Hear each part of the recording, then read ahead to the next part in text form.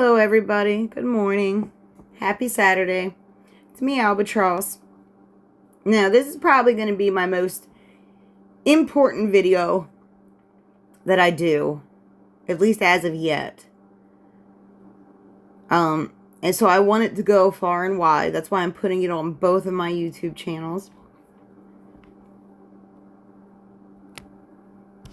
Now, I had one of my subscribers the other day send a comment telling me that, like, asking me why I was covering the P. Diddy lawsuit in particular, because they were of the opinion it was just a distraction. And I agree 100% that it was a distraction. No doubt. I mean, I'm not saying I don't believe the Jane Does. I believe they were telling the truth. I'm not sure I believe the intentions of Ariel Mitchell or Tony Busby, for that matter. But, you know, I believe the victims, for sure. Like, come on now. Like, that was...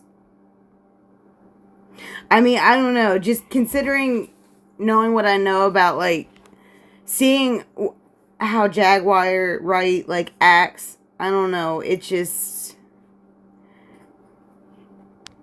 In particular, how she acts to people she doesn't like, personally, or just, like, it didn't really surprise me. And I didn't want that to be true about Jaguar, right? That's not what I'm saying. But what I will say is I lost all my respect for Jaguar, right? After she tried to discredit Allie, because she took something that Allie said that had nothing to do with her personally. Thought she was talking about her. And all Jaguar Wright managed to do was make herself look guilty. I'm sorry. She made herself look guilty. Because Allie Carter wasn't even talking about her. And she took it personally. And another thing I wanted to say before I got into this was, I know I haven't posted Allie's videos in a while.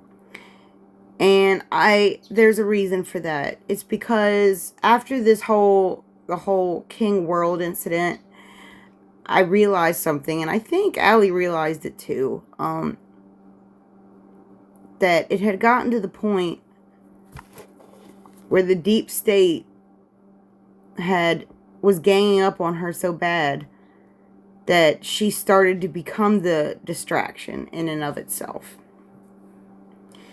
And that anytime anybody does a video now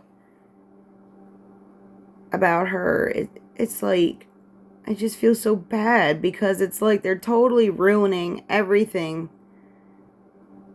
And they know what they're doing.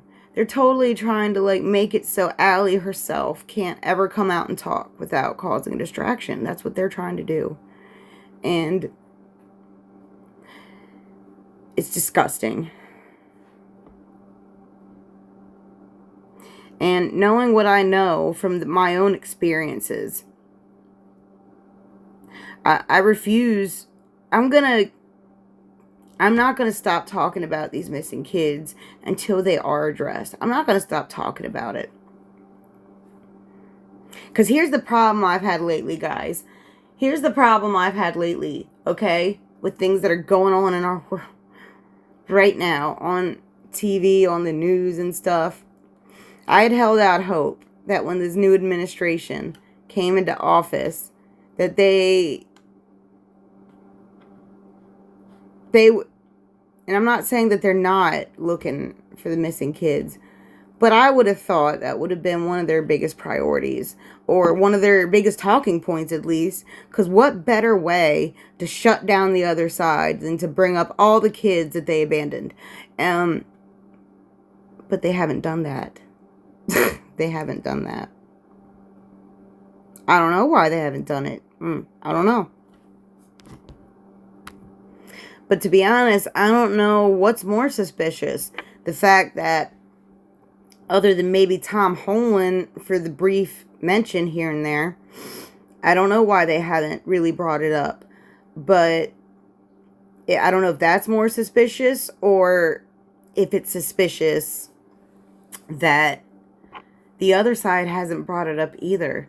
They've been in office for 50 days, and then I started thinking, well, shoot, either, like, the other side could be like, why aren't you guys addressing it? Even though it was, like, the president they elected who was responsible, the president in charge now could be fixing it. I don't know. It just seems like a very good talking point either side could use. But they're not. They're not doing it. No, they're talking about the price of fucking eggs. I guess that's a better argument to the public, in their opinion, for why they're right. But I'll be revisiting that in just a minute, because I'll show you guys. I sent them an email, and I'll show you how they've been gaslighting me. But before we get into that, I wanted to talk a little bit about, like, here's a couple things that I believe that might put things into perspective on why I'm doing what I'm doing. You know, why I have 2 YouTube channels now. One to talk about the missing children, and the other channel to talk about institutions. I'll just, you know. So, if you guys wanted to read through this, yeah, first point, I do believe everything the mainstream news media spits out is lies, propaganda, or both, including Fox News and the conservative ones. You know, they're no better. They haven't been bringing up the missing kids either. 2, every school textbook from grade school to college that covers any kind of social studies curriculum, or even science for that matter, is full of misinformation and or flat out disinformation. Very true. Especially the people who, like, own, like, and print the textbooks. Same people own legacy media. They're the same people. Same people. Putting physically healthy children on medication is wrong. And it's absolutely evil to let children undergo transgender surgery. And no, that is a point I will not budge on whatsoever.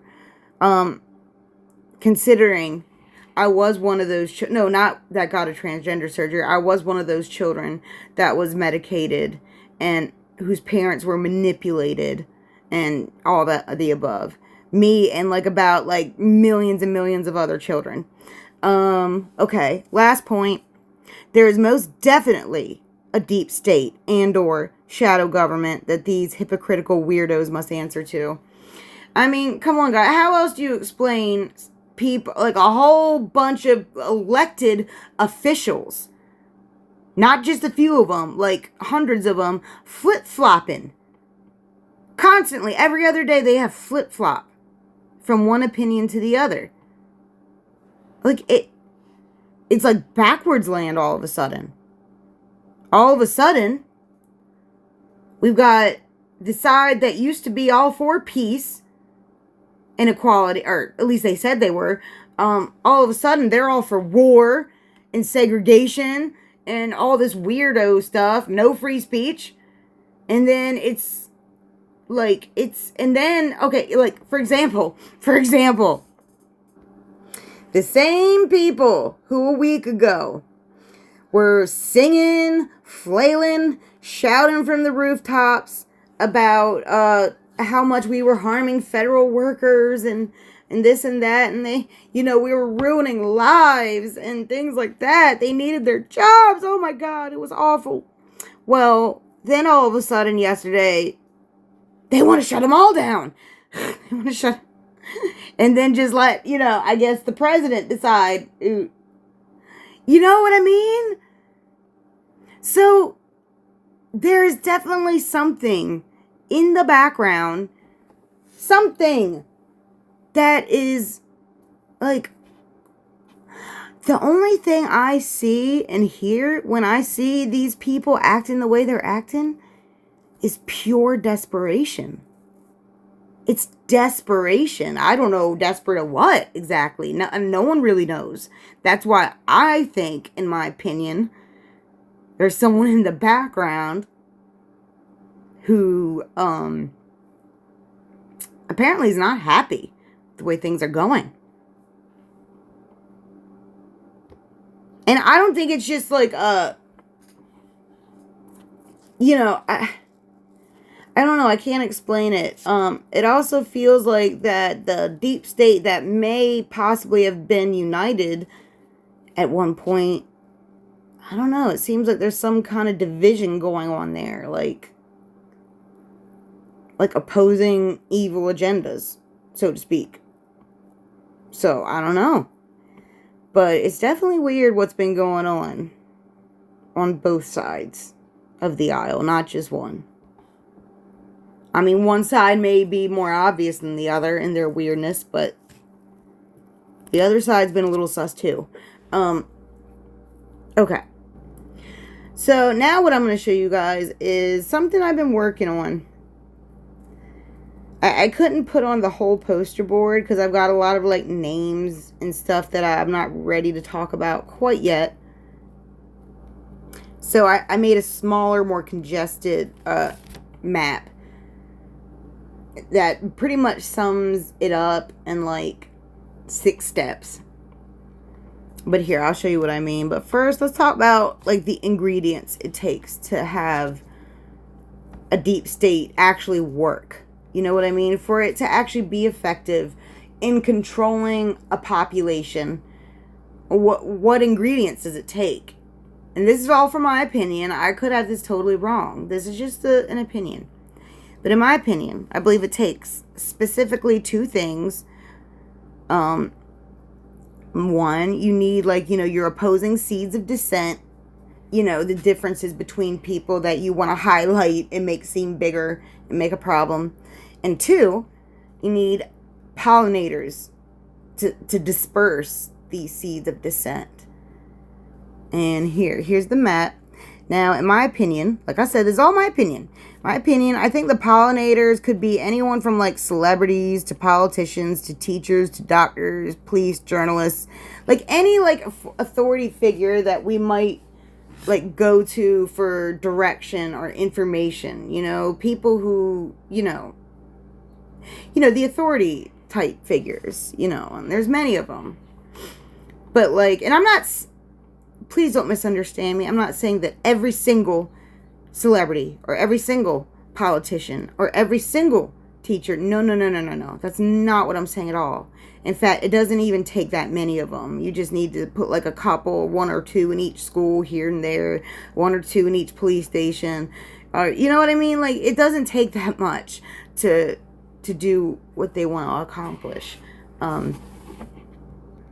And yes, I know it looks like a cracked out teapot. I know. But the poster is a little different. But, you know, what can I say? Okay. So then once you got, you know, your seeds, which like I said, could be like differences or political preferences or whatever it is, whatever difference there is. Then, you know, you take the groups. Like here, let me think of an example. Like, let's just say, for example, they started making differences seem bigger. Like, people with brown eyes tend to be smarter than people with blue eyes. So we'll just do the brown eye, blue eye thing for a minute. Just bear with me. And then, but that's not just enough to make those differences seem bigger. Like, they've got to, like, make one of these groups, like, let's say, they take the brown eye group, for example. And they say that the brown eye group people are way smarter, so they get to be in positions of authority and this and that and the other and tell everyone with blue eyes what to do. And the ones with the blue eyes, you know, you got to answer to the ones with the brown eyes. Let's just say they separate it like that, okay? You know, well, that's just, you know, it all happens on its own after that. Once you've like elevated one group above the other, things kind of just fall into place, right? And now step 2, it'll probably turn into like a genocide or a war eventually, with enough and enough time, enough propaganda, enough, you know, separation, enough delusions. Eventually, people will start fighting each other. You know what I mean? And, I I mean, like, historically speaking, I'm actually pretty spot on. Don't worry, I've got a whole slide where I show you a whole bunch of examples, but we'll get to that in a moment. Now, a war or a mass genocide, it accomplishes a lot that the deep state likes to accomplish. Well, first of all, they make a shit ton of money. A shit ton of money. Second of all, what's the word I'm looking for? Not displace. Well, I mean, it does, but like, the disillusionment. Like, a lot of people, like, when there's wars break out, and the whole infrastructure goes down, and most people die, and things like that. Like, you'll end up with a lot of people, or kids, or whoever, who don't even, like, know where they come from, who they are. You do this enough times in history. I mean, most of us in the world don't know our heritage. To a certain point, then it stops. Most people. And that's because of that reason. Because of, like, things like wars and genocides and things like that have happened all through history. There's so many of us now who have no idea of our heritage, lineage, things like that. We all have old heritages. We all have a very old lineage. It's just some people know it better than others, you know? But another thing this accomplishes, when you have people, like, fighting each other, they're not going to unite against the deep state. You know what I mean? Especially if they don't even know a deep state is there. I mean, it's really brilliant. So then, and then eventually, after enough fighting and enough death, eventually, like, it becomes much easier to control, like, a population that's, you know, war-torn and things like that. And typically what happens, which we get to step 3, after all this chaos and destruction, one or two things usually either happening. Like, usually either, if the deep state can get to it first, like, they'll send in, like, a hero, you know, to bring order and stability, things like that. An example of that would have been Hitler, because at first, you know, he was like a hero to the German people, you know, an absolute hero. And someone like Hitler would get on board with the deep state, right? But, like, let's say that they get, like, some kind of hero who comes up who doesn't want no parts of the deep state. You know what I mean? What if that happens? Well, if you do have a leader like someone from the deep state, like Hitler, someone who's willing to comply and go along with it, then you can just disregard steps 4 and 5. And then it goes right to step 6, which kind of starts the whole process all over again. But, like, if this hero doesn't comply with the deep state, there's a couple things that they can do, you know. Well, they could kill him, which happens. Or they could just try to villainize them and discredit. And then, like, I mean, well, let's say that, like, the villainization of the leader doesn't work, right? There's other things they can do. Like, they can take like in step 5, they can take the ideals and stuff, the ideas behind that hero and whatnot, and twist them and pervert them and make them work to their own agenda, which has happened so many times. So many times. Happening right now. Happens every day.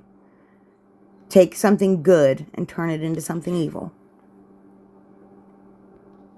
I mean, that's like that's the deep state's MO right there. Perverting things that are good. But yeah, it's like a self-perpetuating cycle. And, like, all you need to do is just keep those, like, differences up. You know what I mean? Keep elevating one group above another. And people will always fight with each other when you do that. Always. And meanwhile, the deep state's just sitting back and laughing. And listen, they don't just infiltrate one side. Like, I know, like, we like to pick on, like, the Democrats a lot. But that's only because they were in charge the last 4 years. But it's really not a Democrat or Republican thing. It's not. Because the deep state doesn't really have preferences like we do. You know what I mean? They infiltrate both sides. Like, that's how it works. They're not just going to infiltrate one side and make one side evil so that way the good could eventually prevail. Oh, no. They infiltrate both sides. For sure. Absolutely. So, while us poor people are here fighting with each other, ruining relationships because of things like politics or whatnot, or religion or whatnot, the same people who are encouraging this are in the background laughing and joking it up because it doesn't mean anything to them. It's a tool for them. It's just a tool for them. But here's some examples of how they've kept us divided for thousands upon thousands of years. Just a few. I mean, these are just a few. There are so many more. Like, you know, it started all the way back. I mean, we could even go back in the Bible days. Isaac versus Ishmael. And then, you know, Israel versus Palestine. Egypt versus Israel. Gnosticism versus Catholicism. Christian versus Muslim. Hindu versus Muslim. ISIS versus Yazidi. Hutu versus Tutsi. English versus Irish. Muslim versus Hindu. You know, it goes on and on and on. So, you know, like they try to tell us that racism and division is solely an American trait. Well, that is BS. That is such BS. This has been a humanity trait. Not necessarily humanity. There's something, I believe, very ancient that, like, and listen, I know, I'm well aware how crazy that sounds. There's either something that's always been there, or something that's been teaching its descendants the same method. Because this has been going on and on and on and on. This is like, they're not new to this. They are true to this, you know?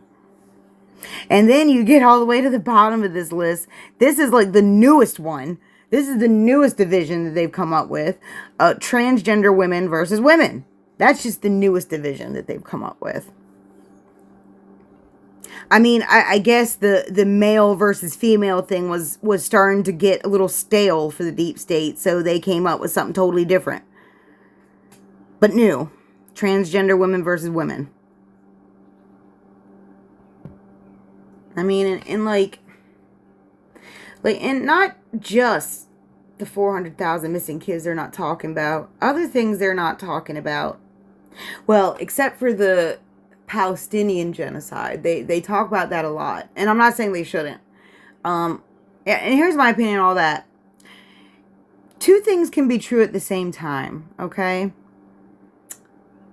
The leadership in Israel is targeting innocent Palestinians, while leadership in Gaza are targeting innocent people everywhere.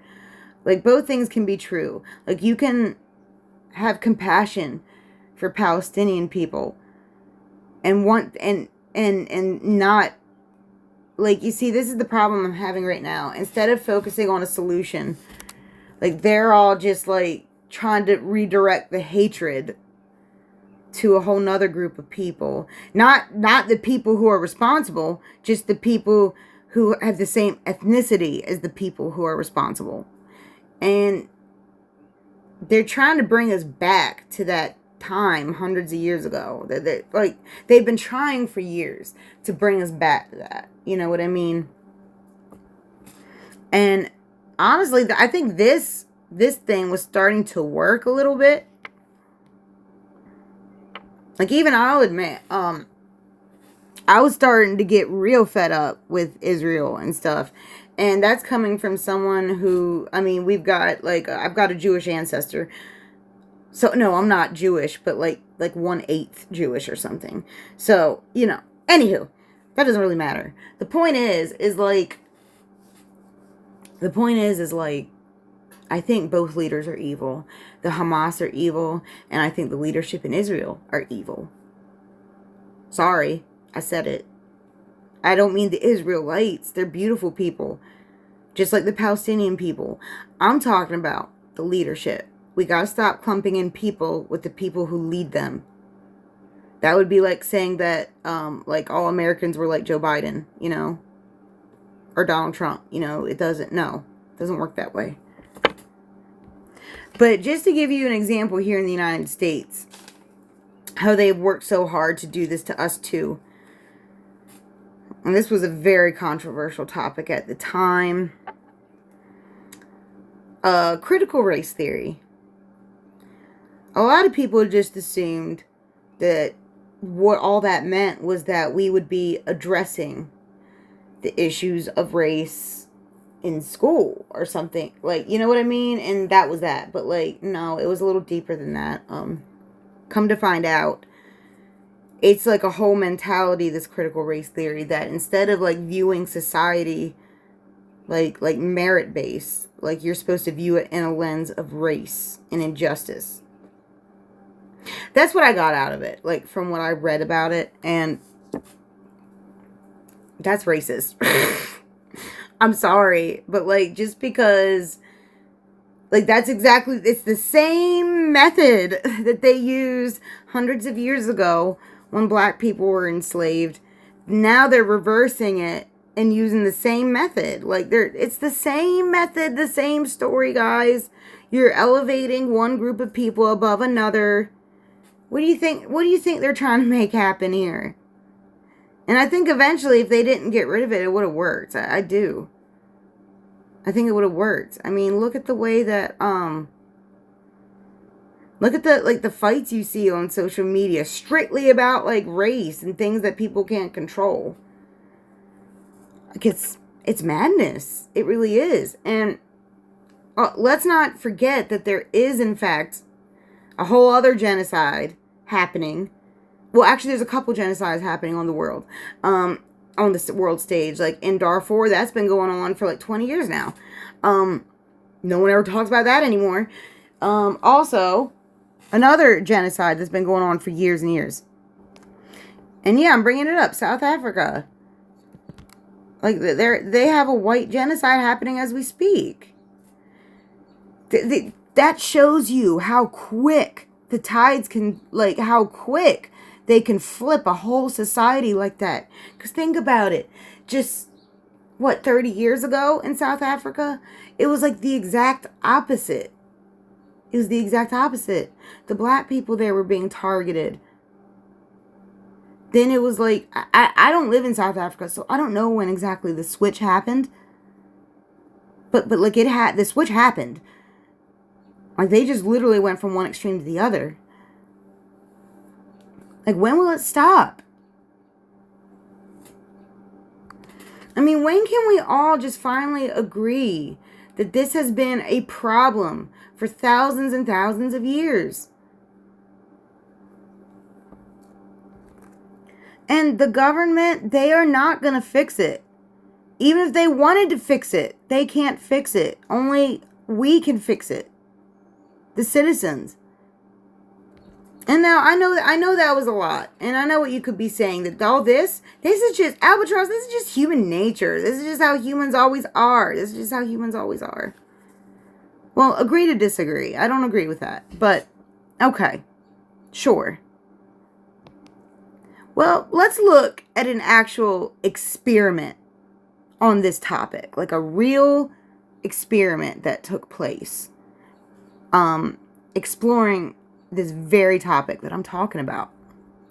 Have you guys ever heard of the Stanford Prison Experiment? It happened in the early 70s. It was probably an MK Ultra experiment, but whatever. They made a movie about it, starring Adrian Brody and Forrest Whitaker about, I don't know, 15 or so years ago. They made a movie about it. It was actually a pretty good movie. But it was based off a real, actual experiment at Stanford, the college. Yes, the Stanford that is also involved with MK Ultra. This is why I think that the Department of Education. Anyway, I'm getting off topic. Okay, the Stanford prison experiment. In the year of 1971, month of August, in the basement of Jordan Hall, the Stanford prison experiment set out to examine the psychological effects of authority and powerlessness in a prison environment.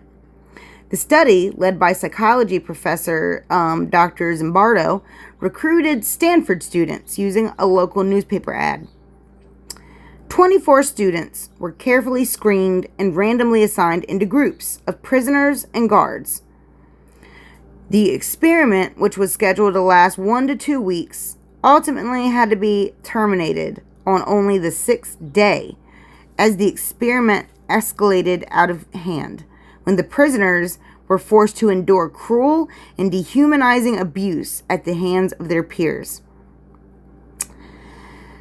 And according to Dr. Zimbardo, this experiment showed how, quote, ordinary college students could do terrible things. Oh. College students, eh? Just because they were college students. Not because, okay. Not because you put one in power over the other. I have a feeling if you put them in there as equals, it probably wouldn't have happened the way it happened. So you can't just say college students could do terrible things. No.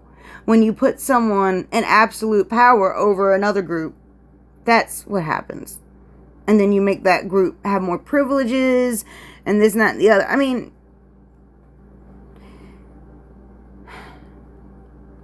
Dr. Zimbardo, you're an idiot and we know you're full of shit. We know you don't believe that. We know you don't believe that. But here's some photos from this experiment. Like the way it went was the guards were given just a couple rules that they had to make the inmates follow. And like they were like simple rules, like they would have to eat their meals and not talk back, simple enough, right? Then like, and they weren't like, I think that was one of the rules, like they weren't allowed to do like physical punishment. I believe that was the rule.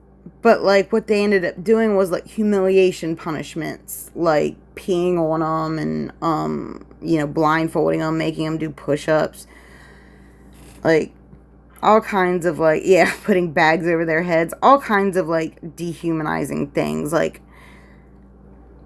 but that was like one of the rules though. They had to like punish the inmates, quote inmates, when they were breaking the rules. That they had to. That was part of the rules of the experiment. I believe the rule was they had to be punished commensurately, meaning whatever the crime was, the punishment had to be even to that. And at first it was simple enough, like push-ups or whatnot, and then it turned into like actual humiliation rituals and things like that. But yeah, that was the paper ad that they put in, right here. Then yeah, I mean, they did like, it was a lot. I'm surprised they didn't shut the experiment down beforehand. And it was funny because when I looked it up, I looked up if people, because in the movie people died. Well, I Googled it. Did people die during the Stanford prison experiment? And Google said, no, people did not die. But guess what? They got pictures of like dead people on here. So I don't know how you rationalize that. But anywho,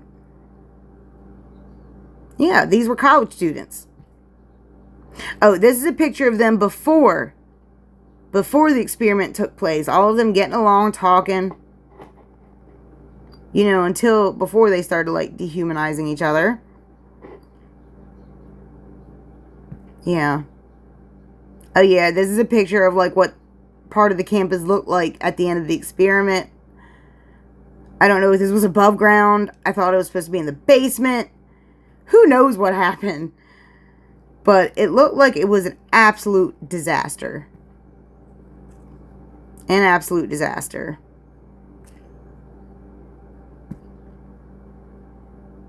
And it looks like it was a lot more than 12 people each. Or, I'm sorry, looked like a lot more than 24 people to me. I could be wrong, but like I said, I could be wrong. Now, if this was a prison experiment, I don't know why they have, like, this map here. Like, this looks like an attack plan. I don't know. Anywho. But yeah, what I was saying about universities earlier. I'm starting to think that these universities are basically just, like, big lab experiments by the CIA. And the reason I say that, there are a few reasons why I say that. Not only they still to this day receive federal funding, even though they charge outrageous tuitions. Like absolutely outrageous tuitions. Considering they get a whole bunch of tax money. It's like, why you need federal money? You ought to be making a fortune on tuition. Because think about something here. It's not just the tuition that the students got to pay for. That tuition does not include their college books. It does not include their dorm. It does not include their food. That's just what they got to pay just to have the privilege to go there.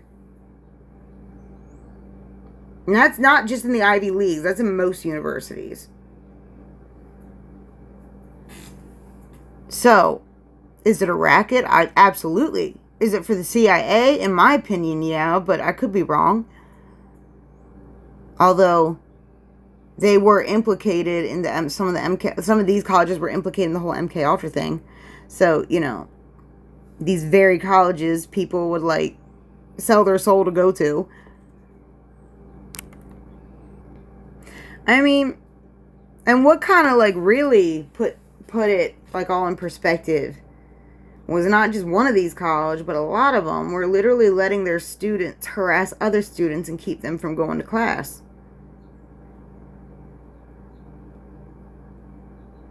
This was only happening at college campuses, though. So, I don't know. It just screams like a PSYOP operation to me. Like PSYOPs, you know. Like I said, I could be wrong. But I don't know. It's a weird coincidence, don't you think?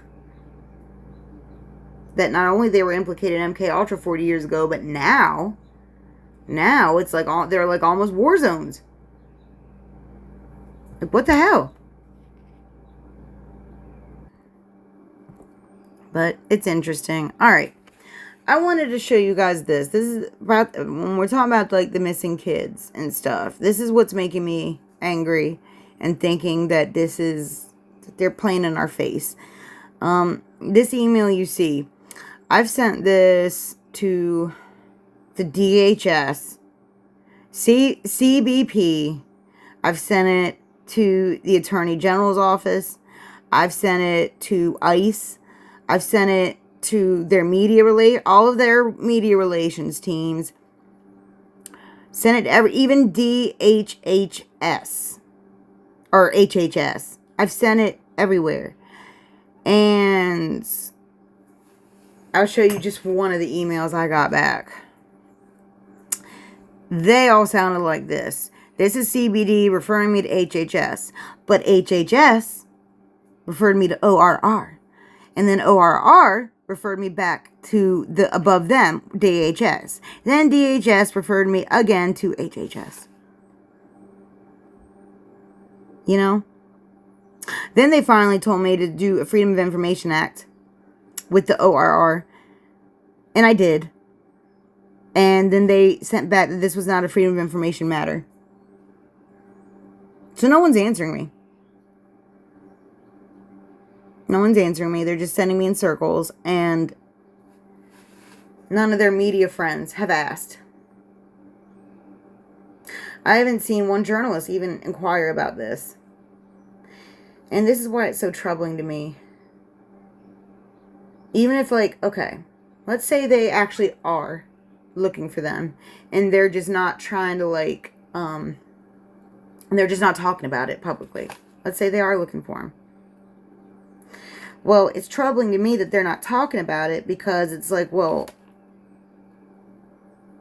what's going to happen to them if you find them?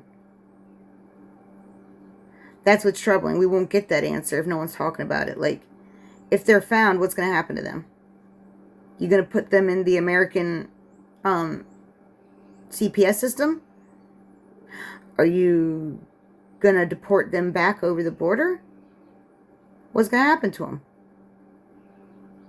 Or, worst case scenario, if you are looking for them and they're not alive, well, what then? Are you just going to dig a mass grave and not tell us? Like, what's going to happen if that's the case?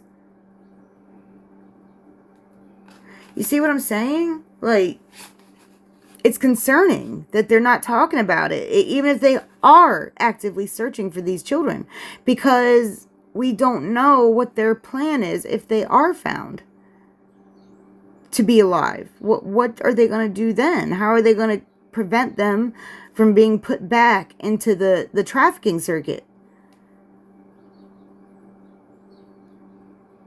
So it's just clarity, like, that we need here. Like, I'd like to think I'm not the only one asking about this. But I don't know. Did I miss a news bulletin somewhere where they explained this all? Because the only thing I've seen Tom Holland say, we're going to find the kids.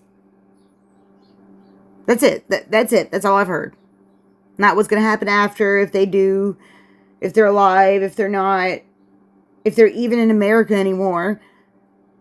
Like, because the way the trafficking thing works, like, just because they were lost track of here in America doesn't necessarily still mean that they're here. They travel them all through the globe.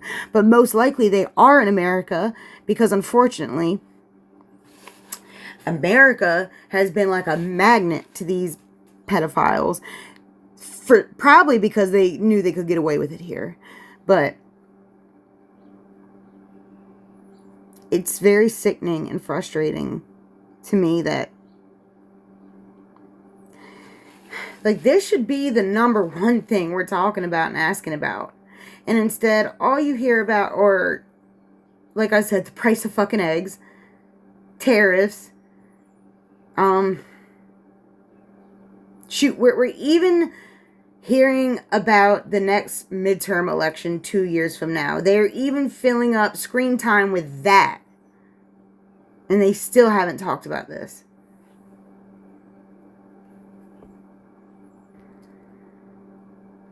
So it's just wild to me. And then this chestnut here. Well, guess what happens? About a week ago or something, BlackRock said it agreed to acquire 2 ports serving in the Panama Canal from C.K. Hutchinson as part of a larger $22.8 billion deal. And guess why? After pressure from Donald Trump. So now the same people profiting from child trafficking are going to control a huge port. No one finds that concerning. No one finds that concerning. Of all the billionaires you could have asked to do this, Donald Trump, you had to ask Larry Fink, didn't you? Hell, you could have asked Elon Musk. I mean, we all know he's been, at one point or the other, at least flirted with the deep state.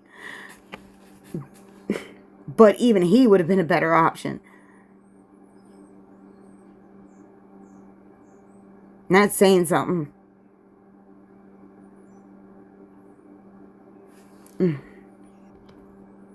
So I don't know. I don't know about all this BlackRock Panama Canal crap.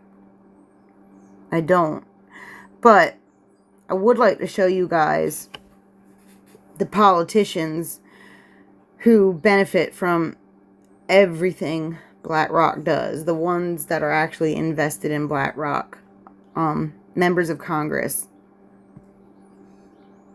And as you can see, it's about 50-50 Democrat, Republican. So don't We don't need to do that whole thing. It's about 50-50. So, see all these names here? Keep an eye on them. Keep an eye on them. Keep an eye on what they say about all this, on how they feel about, you know, everything that's going on. Because every single time there was an unaccompanied child cross this border, these people, including Larry Fink, got richer. Now, does that mean that they're literally smuggling kids over the border and something? No, but they are definitely profiting from it.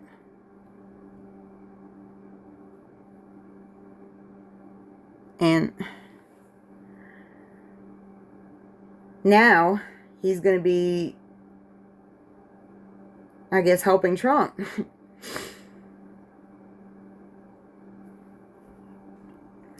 But with all that said, guys, there is hope. There is a way that we can all beat the deep state. The biggest thing, we got to stop playing their games. Okay, we got to stop playing their games. Stop acting like any one group is worse than the other just because they're different. And start loving each other for being different. Why would we all want to be the same?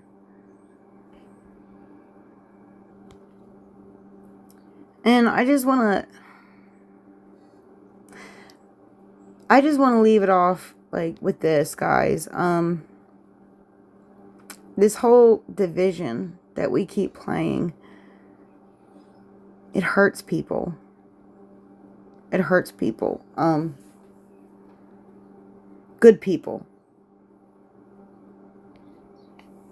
Too much government hurts people. Government wanting us to be divided hurts people. And I'll just give you like one example from the past few years. My hometown is a very, their biggest industry is farming, much like most hometowns in the United States. And a few years back, during the Biden administration, you know, they really made it hard for American farmers everywhere, like extremely hard. They kept imposing these really harsh regulations and almost made it impossible to even make money. Well, a lot of people started complaining about it and stuff. A lot of farmers started complaining about it. And I don't know if this was a solution that they came up with or if they were going to do this anyway. I have no idea. But they, a couple years back, gave a grant to farmers on one condition: that you weren't a white person. And my grandfather, who'd been farming his whole life, who actually had to stop farming a couple years back because he was losing so much money going into his retirement just to make it, had to stop doing the thing he loved to do the most. And I remember talking to him on the phone. He was so heartbroken that the government wouldn't help him, give him nothing, wouldn't give him any grant money, nothing. He was glad that they were giving money to farmers, but you could tell that he was really hoping for that break so he could keep farming. He had to retire early. This man loved farming more than anything. And I know that's weird for people to hear, but like, because people like, you know, view farmers as like a low-end thing. But, or they view it as something that, oh, we need that foreign people to do for us, which is weird and racist. But no, my grandfather loved every second of it. It was almost, it was beautiful how much he loved it, his trade. So proud of it. And It broke my heart so bad for him. I couldn't believe they wouldn't help him. All the years he had worked himself into the ground.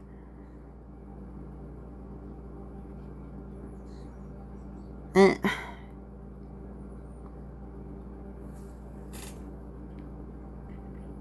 but I mean, it was a common game they did, especially like during COVID, you know. Then they pitted the quote essential workers against the non-essential workers and made it impossible for parents to work in this country. I can't imagine people who had children like in school and stuff during COVID. How did they do it? I mean, weren't the schools shut down for like almost 2 years? Like, how the fuck they do it? I didn't hear about a grant being sent to parents who lost their jobs. But anywho, like, that's what I mean. Like, this is how they divide people. Like, we cannot buy into it, guys. We can't. We gotta stop playing their games. And a big thing that could be done, and that I don't know why, that like, well, maybe I do know why, because they're very much part of the deep state. Fox News. My thing is, it's like, at this point, when you keep trying to argue with things that make no sense and that are ridiculous, if you keep doing that, you're giving credit to it by arguing against it. So, like, my piece of advice, and I'm giving it to myself, is to not engage with this stupidity anymore. Stop engaging with it. Stop fighting with it. Ignore it. That is how it stays credible. That is how nonsense stays credible. Keeping it on people's minds, keeping it an argument, rationalizing it. Like, enough's enough. No more nonsense.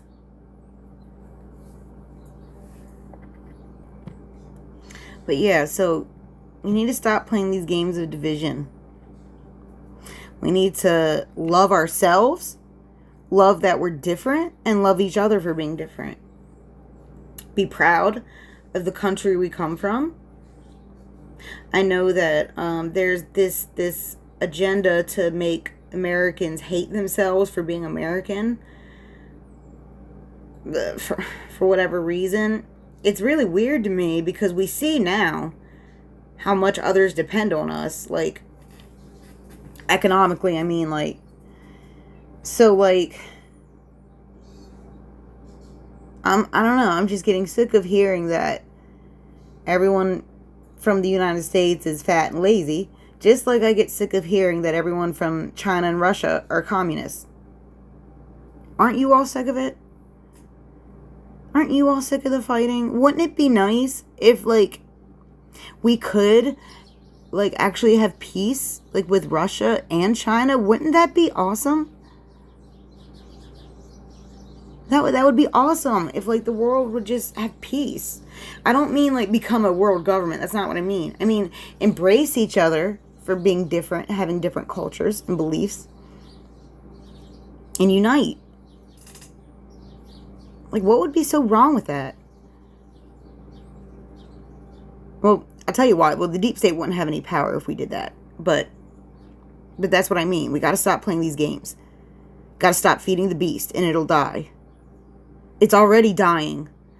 You can see the pure desperation out there. Like, the pure desperation out there. So it's already dying. We just got to let it die. We got to let it go. We've just got to let it go.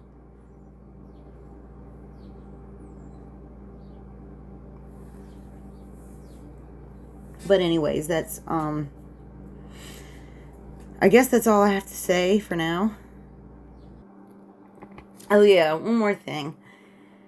I think a real huge misconception a lot of people have about evil people is that when they're caught doing evil things, or someone accuses them of doing something evil, that they just, like, embrace that evil and, you know, admit that they're evil, and you know what I mean? And so, like, these people that are being accused of being evil, who are fighting and screaming and saying, this is horrendous and outrageous, you know, what else do you expect them to do if they are evil? You know, they're not going to admit it. And another thing, one other thing, a way to tell that somebody is, you know, in the wrong or on the wrong side, it's just a sign that they're on the wrong side, is when they cannot argue with you other than giving you personal attacks.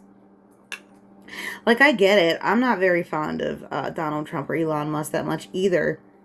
But the people on TV who are just attacking them personally and offering nothing substantial, yeah, it's a red flag. It's a red flag. And vice versa. On the other side, those that are personally attacking, like, the people in Congress and other Democrat politicians, they obviously don't have a better argument either.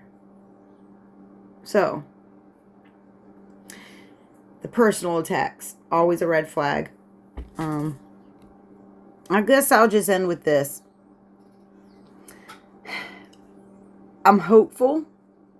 I really hope, for everyone's sake, that Donald Trump and Elon Musk are doing this for the right reasons, or I really hope that. But that's not going to stop me from being cautious about things that are obvious. And it's obvious to me that they are not addressing these missing children, and that they don't want to.